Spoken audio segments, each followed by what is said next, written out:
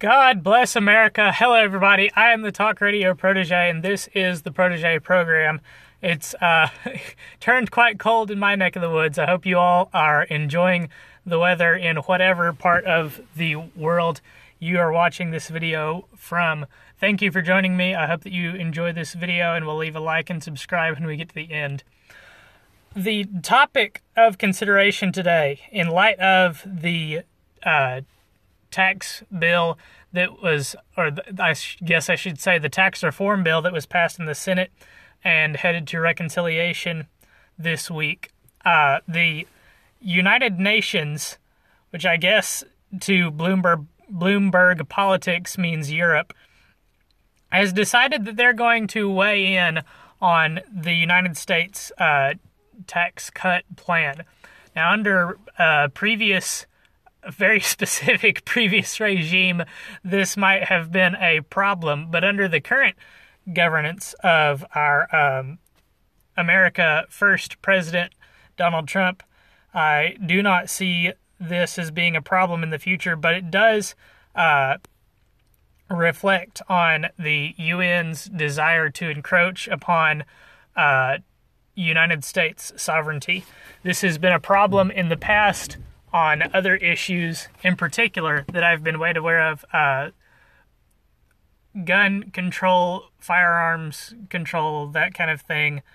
But it just goes to reinforce the notion that the United Nations is not an organization that's put together for the benefit of freedom-loving peoples, freedom-loving countries like those of us here in the United States of America, but is put together to fleece the richest nations of the world, in particular the United States of America, for the alleged benefit of third world countries and their despotic regimes over there.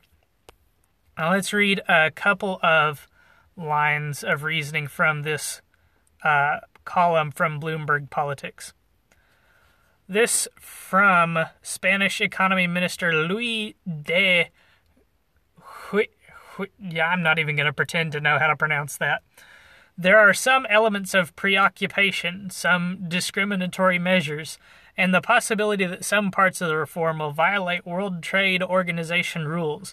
I will request the Commission to make further analysis of the potential consequences of the tax plan. And I personally guarantee you that the World Trade Organization is going to find the United States of America in some kind of violation of their rules.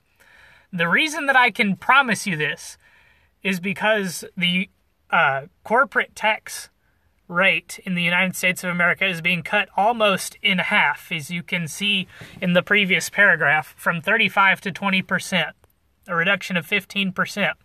This is a reduction from the highest corporate tax rate in the developed world to a competitive tax rate, not even the lowest tax rate in the developed world, but just a competitive tax rate.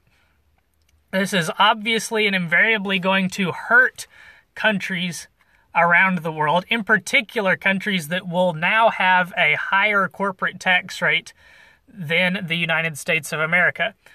The United States of America, compared to these other countries, is going to become somewhat of a tax shelter for those countries, which is going to hurt those countries, which I guarantee you is going to violate World Trade Organization rules. Now, the good thing about the World Trade Organization is that they are not a all-powerful international organization. They theoretically do not have any power over the United States of America. And the United States of America, as the piggy bank of the United Nations and its constituent organizations, will not have any power to levy any kind of penalties against the United States of America. They may feel free to levy penalties, but the United States of America has only its desire to pay those penalties as the incentive to do so. The rest of the world has relatively little power to put the brakes on the GOP tax plan thanks to our status as a superpower, the United States of America. The only place where we might see some concern arise is if China decides to do something either at the direction of the United Nations, the World Trade Organization, or unilaterally to put pressure on American corporations that do manufacturing in China. Manufacturing in China, as I'm sure you are all aware, is extremely cheap. It's why so many products that are sold in the United States of America are manufactured in China. And if China decides to lean with its weight as the manufacturing center of basically the developed world, then we could see some repercussions. Possibly we could see United States corporations leaning on the United States of America to acquiesce to the World Trade Organization's demands in order for them to open or go back into manufacturing in China. However, President Trump has made it perfectly clear that he wants manufacturing to come back to the United States of America. So if the companies that I can see attempting to lean on the United States of America to put pressure on the U.S. to go in the direction that the World Trade Organizations and the United Nations desire, I can see the president responding by saying, "You want to manufacture goods? Well, we'll make it easier for you to manufacture goods here in the United States of America, and there will be no need for you to return to China." That would be the outcome that I would most like to see from these circumstances. But I definitely don't think we're going to see this administration acquiesce to the UN's demands. This from whoever that last name is. Let's see if we can find out who he is. European Commission Vice President Valdis Dombrovskis. I'm going to pretend that's how you pronounce that. There are a number of more technical provisions concerning intragroup transactions as regard U.S. groups, how they are taxed outside the U.S. and how they are taxed inside the U.S. The question is how broad the scope is. What are the potential effects on trade?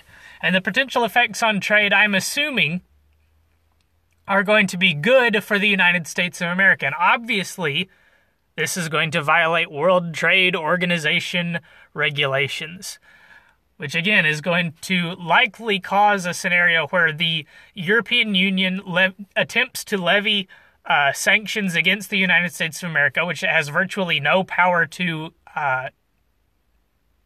enforce. And the worst case scenario is China makes it harder for United States companies to manufacture in China.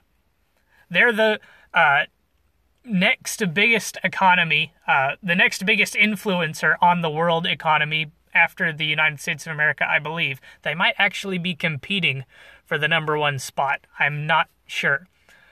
But they're the next country that has power to attempt to influence the United States of America through their policy. So again, the EU attempting to meddle in United States policy by virtue, this time not of interfering in United States elections, but by virtue of international organization fiat. And I guarantee you another thing. This is different from the guarantee that the GOP tax plan will be found in violation of World Trade Organization rules. I guarantee you the left will not complain, but will champion the EU and World Trade Organization's efforts to interfere in United States politics by virtue of international organizational fiat.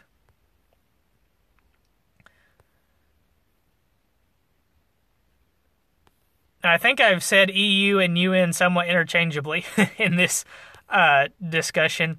With Bloomberg saying Europe to weigh,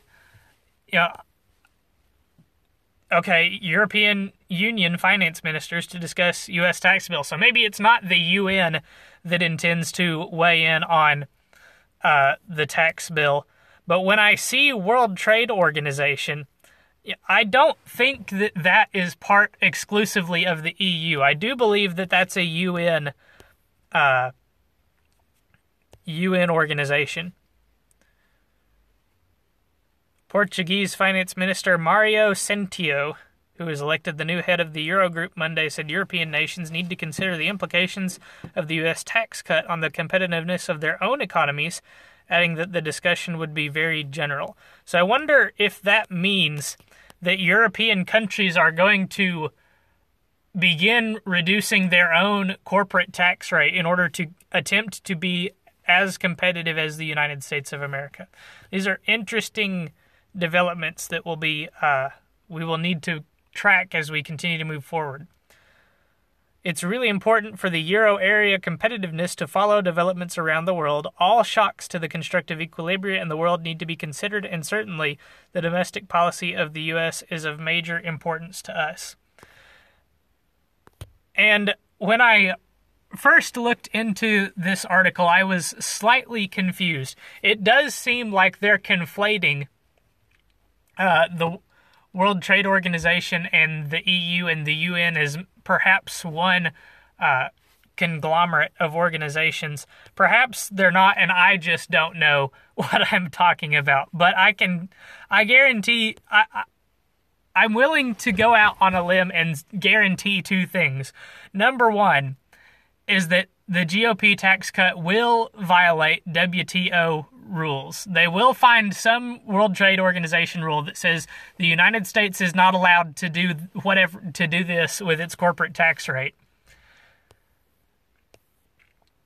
And what was the other one? I can guarantee you that Democrats and the left will champion the World Trade Organization's findings and not be concerned about them interfering with United States politics.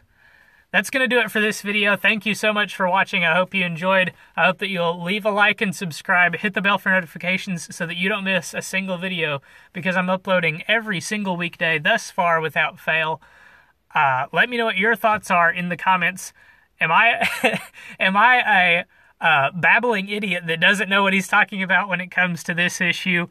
Or have I successfully parsed the difference between the EU, the World Trade Organization, and the United Nations? I'd love to hear from you, whatever your thoughts may be. Thank you once again for watching. Have a good evening. Until next time, good night, and God bless.